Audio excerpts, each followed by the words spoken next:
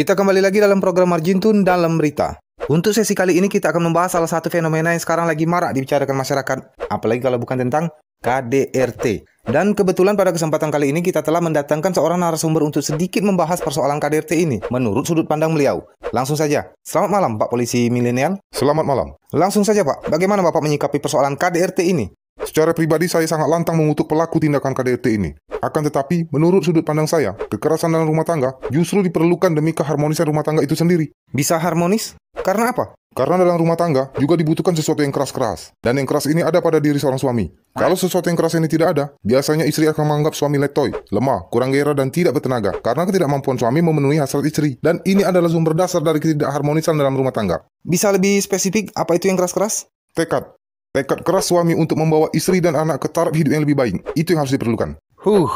Agak sedikit nyasar otak saya tadi.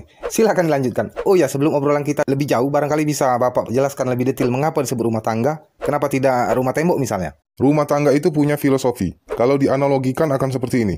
Rumah itu ibarat wanita selaku istri dan tangga itu laki-laki selaku suami. Rumah itu istri dan tangga suami. Mengapa demikian? Karena rumah dibutuhkan sebagai tempat bernaung yang nyaman buat calon anak-anak kita setelah menikah. Dan tangga merupakan akses penghubung calon anak-anak kita menuju ke pintu masuk ke dalam rumah. Karena pada zaman dulu, bentuk rumah itu kan seperti rumah panggung, di mana tangga itu berada di luar dan menghadap langsung ke pintu masuk ke dalam rumah. Berapapun jumlah calon anak-anak yang kita inginkan, baik 1, 2, 5, 12 orang, pasti melalui tangga ini dulu kan? Karena itu dibutuhkan tangga yang kokoh dan juga keras. Tepat. Oke. Sangat menarik pembahasan kali ini. Tapi Pak, di luar sana kan ada juga tuh suaminya seorang laki-laki, istrinya pun seorang laki-laki. Apakah juga bisa disebut rumah tangga? Itu beradu tangga itu. Beradu tangga. Baik.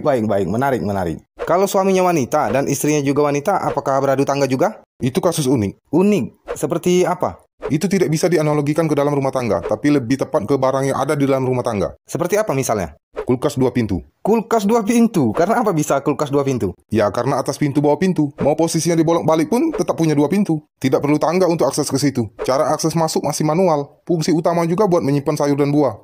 Pisang misalnya. Kenapa harus pisang yang jadi contoh? Refleks saja. Baik. Pertanyaan lagi. Zaman sekarang kan rumah udah modern tuh. Ada yang 2 tingkat, 3 tingkat, bahkan 4 tingkat. Nah, di dalam rumah itu kan pasti ada tangga-tangga lain. Intinya ada tangga dalam rumah. Sementara rujukan kita tadi, rumah zaman dulu. Apakah filosofi rumah tangga jadi tidak berlaku? Oh, tidak. Tetap berlaku.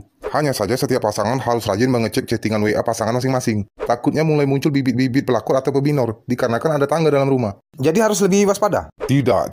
Saya cuma bercanda. Mau rumah sebesar gedung bioskop ataupun ada 30 tangga di dalam rumah, tetap jadikan filosofi rumah tangga sebagai pondasi kokoh demi mencapai keluarga yang bahagia. Ingat, tidak semua laki-laki itu munafik. Tidak semua wanita itu sok suci. Akan tetapi kemunafikan yang paling hakiki itu adalah ketika seseorang tidak ada lagi rasa empati terhadap korban KDRT yang asli dan malah menjadikan tragedi ini sebagai prosesi meraup rezeki dan media promosi demi untuk mencapai ambisi tamak dan menghina harga diri sendiri yang akhirnya cuma menjadi ilusi. Itu yang sekarang lagi ramai dan dilakukan oleh Itu kalian yang jawab, bukan saya. Oke, sangat inspiratif. Terima kasih untuk Pak Polisi Milenial telah menyempatkan hadir di studio. Demikian Marjintun dalam berita kali ini. Kita bertemu lagi kalau animatornya punya ide. Selamat malam.